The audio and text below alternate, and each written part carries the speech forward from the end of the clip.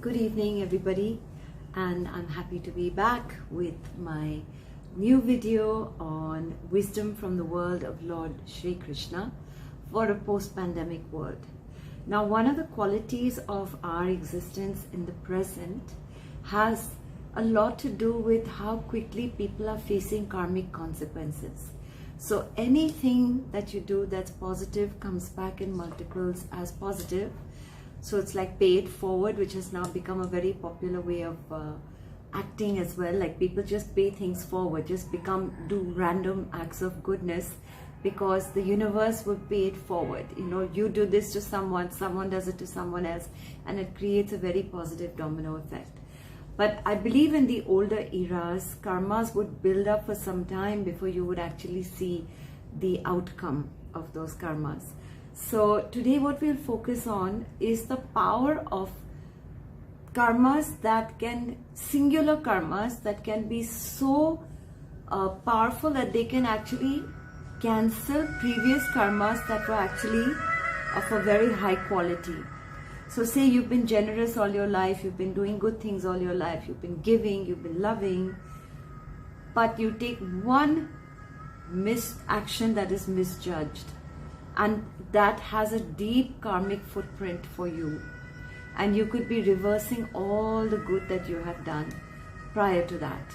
So I'll read to you the excerpt from the Mahabharata where this particular failure of judgment happened, and Krishna explained to Rukmini why certain great souls had to lose their lives on the battle of Kurukshetra.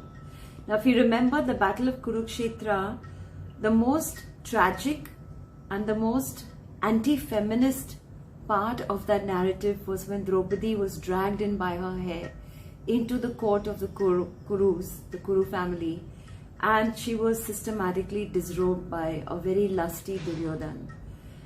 One of the things that Krishna teaches is that one of the fastest ways to fall in your spiritual life is to do apman, or to disrobe and disrespect or abuse a woman in any way. Because he said a woman is Aradhya. Aradhya means that she is meant to be adored. And a woman is Janani. She is the giver of new life, the bringer of new life into the world. So any act of harm, even in intent, even in thought, bears a consequence if it's against a woman of character. So today we're going to understand a little more about the harm that one can do to one's own karmic journey, to one's own spiritual journey, if one is not mindful about this. And how you treat the woman in your life is very key in Krishna's world. During the pandemic, we have witnessed an increase of domestic violence, both mental violence, physical violence against women at home. And one of my very dear acquaintances from my days at Hello Magazine, Kulsum Shada Wahab, has been dedicating a lot of time to dealing with the shadow pandemic. She calls this the shadow pandemic because this has been sadly the consequence of men being home long hours and full days, very often drinking or not letting a woman go about her daily chores in peace, and manipulating what they want to see on television, and the woman saying, but that's pornography and there are children at home, what are you watching in broad daylight? So there were a lot of these issues when I was writing my book Mind the Gap, that insights that I got into how dysfunctional the family had become during the pandemic. So let's start with the Krishna story. And this has been shared by Sunanda Shetty. This is Shilpa Shetty's mother, on a post, and I happened to come across it, and it's very relevant to the topic.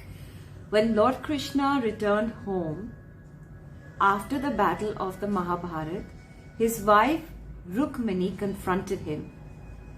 How could you be party to the killing of Guru Dronacharya and Bhishma Pitama, who were such righteous people and had a lifetime of righteousness behind them?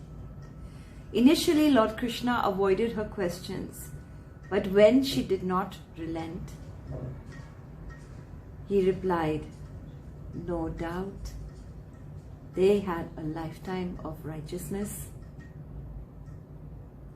behind them, but they both had committed one single sin that destroyed all their lifetime of righteousness. And Rukmani asked, "And what was that sin?" And Lord Krishna replied, they were both present in the court when a lady, Draupadi, was being disrobed, and being elders, they had the authority to stop it, but they did not. The single crime is enough to destroy all righteousness of this world. This single crime of disrobing a woman of honor, and that too she was from a royal family, she was raised in a certain way, she was a princess, she was an educated woman, and this propelled her to ask people in the court that if you are the scholars, the intellectuals, the gurus of our society, and you have allowed for this to happen. And of course, Krishna saves her by making sure that there is so much fabric around her that these Kauravas would keep dragging her sari, keep dragging. She kept turning and saying, "Hey Krishna, hey Krishna, hey Krishna." And that sari just never would stop unraveling until a mighty warrior like Duryodhana was humiliated and fell to the ground. And she was not disrobable because she was Krishna's Sakhi. So, and I believe they were cousins as well. So, the sin that they committed by trying to disrobe a woman, humiliate a woman, it only backfired on them, to the point where each one of them died a gruesome death on the battlefield of Kurukshetra. And Bhishma Pitama, we know, was so righteous that he even sacrificed his own personal life to make his father happy. His father fell in love with a fisherwoman. The fisherwoman's father said that, "You know what, I don't want my daughter's son to be third in line to the throne.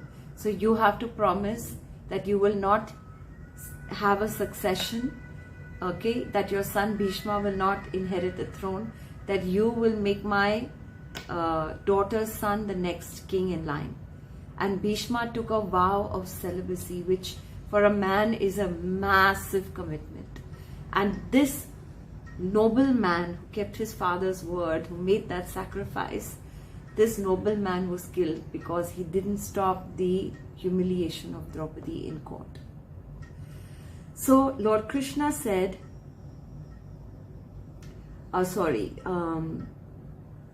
Rukmani asked, "But what about Karna?" Karna was the son of Surya and Kunti, and he had been set on a basket to go afloat because she was a single woman and she didn't know how she was going to own up to having a child. So Karna was born with the, I think, Kavallach or some kundalam, earrings and a bracelet that indicated that he was the son of Surya, and he was released on this basket of water. And now the Pandavas, who were his actual brothers, were to kill him because he was on the enemy side. He was on the Kaurav side. And so Rukmini said, so Karna is known for his charity. No one went empty-handed from his doorstep. Why then did you have him killed? And Lord Krishna said, no doubt Karna was known for his charity. He never said no to anyone who asked him for anything.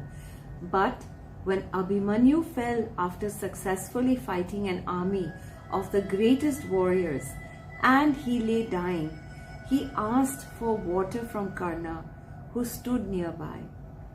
There was a puddle of clean water where Karna stood, but not wanting to annoy his friend Duryodhana, Karna did not give water to the dying man. In doing so, his charity of a lifetime was destroyed.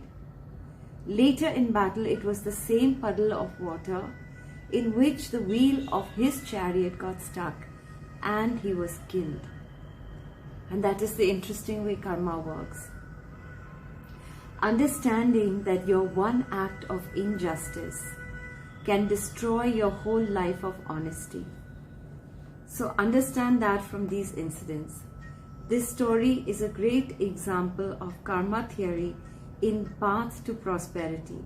So let's try and create karma with awareness. Awareness is the difference between walking with a blindfold on and keeping your spiritual senses sensitive to what you're doing. And it takes practice. It takes spiritual regular practice, and one has to eventually instinctively listen to one's heart about whether a particular thought, word, or deed is going to make you go sink deeper into the cesspool of deep entrenched karmas that you then have to rework through and be born again and again and again in different cycles of life, or whether you can make wise choices, control even the thoughts, never have negative thoughts if possible about anyone, and work towards positive thought, action, word, deed. And at all times be sensitive to the divine spirit in the person next to you who may be suffering, who may be unhappy, who may be pained by something you have done. Find ways to make reparations. And on that note, I end today's little excursion into the world of Lord Shri Krishna. I hope you enjoyed this episode.